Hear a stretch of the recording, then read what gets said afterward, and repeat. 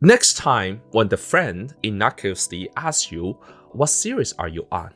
I think the better question is, what revenue do you approximately have?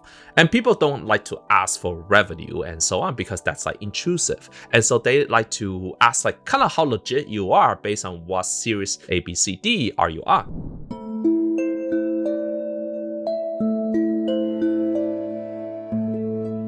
Founders, oftentimes a friend will ask you a rather innocuous question, which is, what venture capital series are you on? Are you A, B, C, D, or F? And if you say you are not part of any series, they usually think that you are not doing too well. So they usually will stop asking more questions about how your startup is doing. This video is to talk about that venture capital series is not the most important thing. In fact, it might be the least important thing. And what is way more important is what ARR you are currently doing. So let's get into it. This is the combination of a lot of things I learned in the last 5 years. And I've been asked very similar questions of like, so what series are you on? And B is better than A, C is better than B, and D is better than C, and so on and so forth. So let's walk through on why a C-strap founder, which is someone that only raised seed money or safe round, is probably doing way better than someone who has raised B and C. So here is a screenshot of Peter Walker, one of the storytellers of Carta, a VC cap table company, post on LinkedIn. And it tells you how many the founding team has after each round. So as you can see, during the pre-seed round, you usually give out about 30% of your company. And then during the C round, you give another 20%. So you end up with about 55%.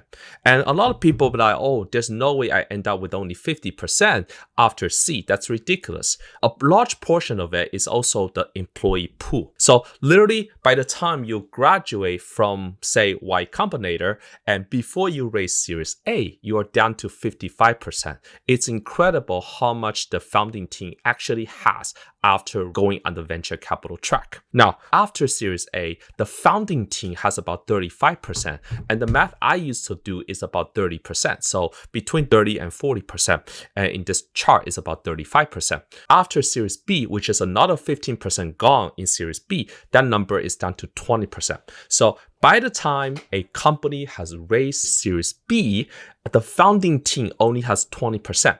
A typical founding team has about 2 to 3 founders. So each founder ends up with about 6 to 10%. That's how bad it is. After Series C, which is what most companies will get to that point if they're going on the venture capital track, the founding team only has 16%.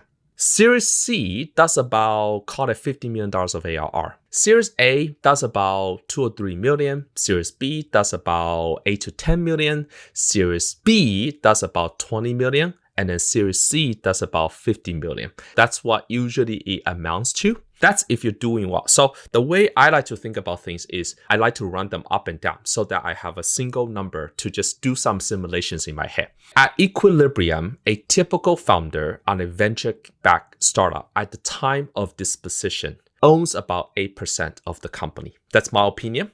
And you can see by the time it gets to Series C or B, it's about 16 to 22% of the company. And if the founding team has 2 to 3 people, I like to use a simple number, just call it 8%. Now that number could be larger if you're a single founder. That number could be even smaller if you're not doing so well and you have a down round and so on and so forth. But 8% is a pretty typical number. So the exercise is at equilibrium. By the time you are about to sell this company or get this company acquired or go IPO, how much does a single founder have if your team consists of about 2 or 3 founders?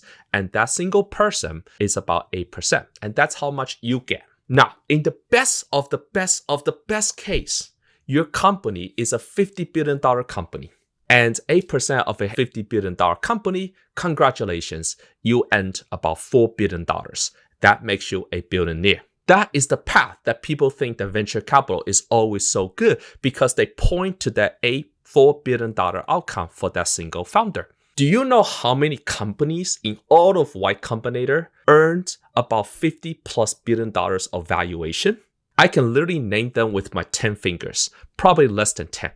And people think getting into YC is like already super, super legit. And I tell them that like, welcome to YC. And the probability of you ending up with a $50 billion company outcome is literally about 10. The best companies will be Airbnb, DoorDash, and Coinbase. That's it. 3 companies that I know of. I haven't done much research. But within the private companies, there's the Stripe, there's the Rippling, and DoorDash is actually less than 50 billion. And Rippling is not a $50 billion company according to the latest valuation. So in the best of the best of the best scenario, a single founder walks away a billionaire. That's it. Now let's walk our way down.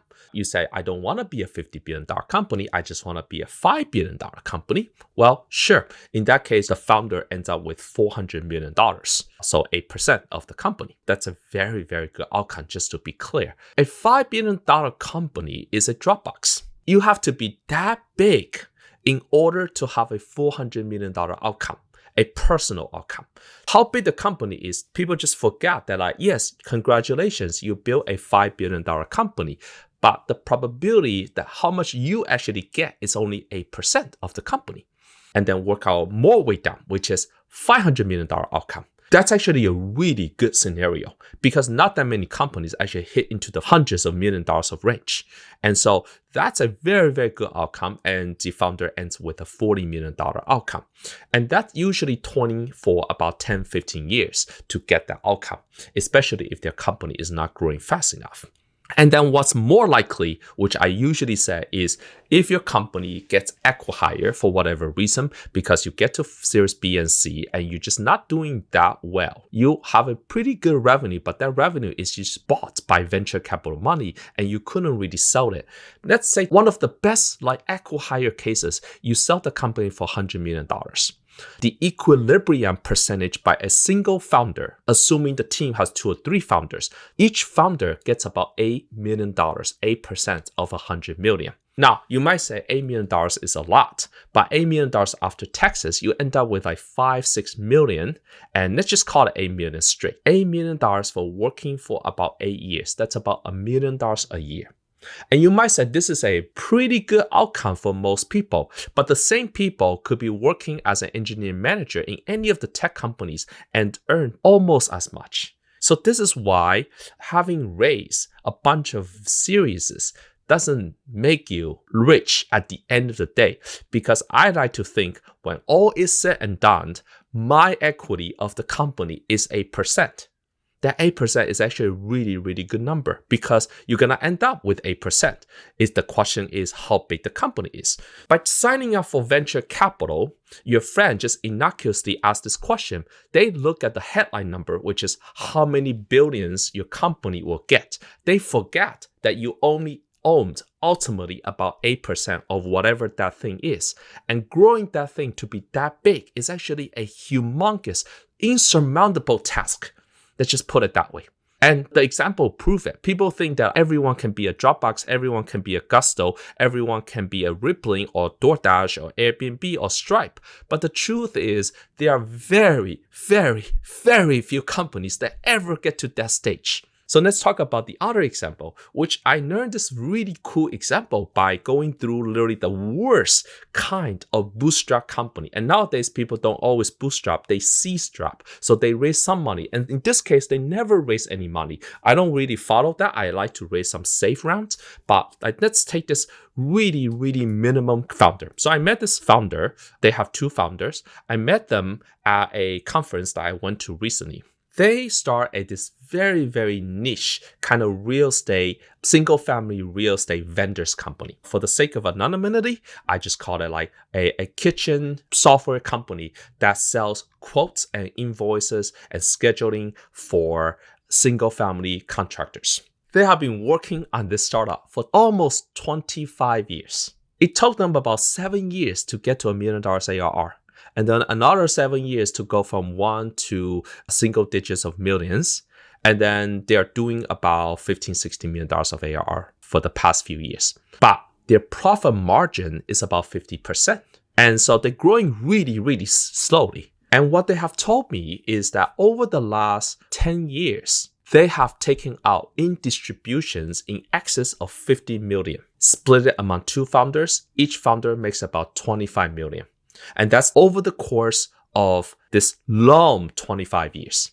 So on average, they make about $1 million a year as well. Now, obviously, some of the money they did not capture upfront as they work towards the $1 million ARR. So it's the same $1 million per year. In the other example, the VC-backed founder may get an $8 million outcome as well over the course of 8 years. So that's $1 million a year. And in this case, someone makes about $25 million over the course of 25 years. But these 2 founders don't work all that much. Their startup is like barely growing. And it's just like, you can say someone could take their lunch at any single time. But precisely they are in a super niche. Their market is not that big. Nobody that's venture back is interested in taking their lunch. That's the point. And they have a generation wealth at this point. Like the company may sell for nothing. They may never sell. But because it's all built into the customer's workflow, it's really hard also to go to zero anytime soon. I really thought about this problem and I thought, which path do I want? Do I want the path that is a shiny object, always on the news? Or do I want a thing that's like consistently growing into the single and the double digits of millions of ARR? This is the early 20s version. Nowadays, people raise some kind of safe round because quote unquote money is cheaper now. And as a result, people can raise about $2, $5, $8 million and then call it a day. And then from that point on, they never need to raise again. That's the path that will be a variation of this fully bootstrapped company. I think that the second version of growing the company is one of the best I have seen. They never on the news. They're taking a lot of money. They are very, very comfortable and they actually don't work all that much because after that many years, there's not much the founders really need to do. The grass is always greener on the other side. So they're probably dealing with, non-venture capital caliber of engineers. So their product probably stagnates. And if they are in a very competitive space, someone could be taking their lunch and so on. Next time when the friend innocuously asks you, what series are you on? I think the better question is, what revenue do you approximately have?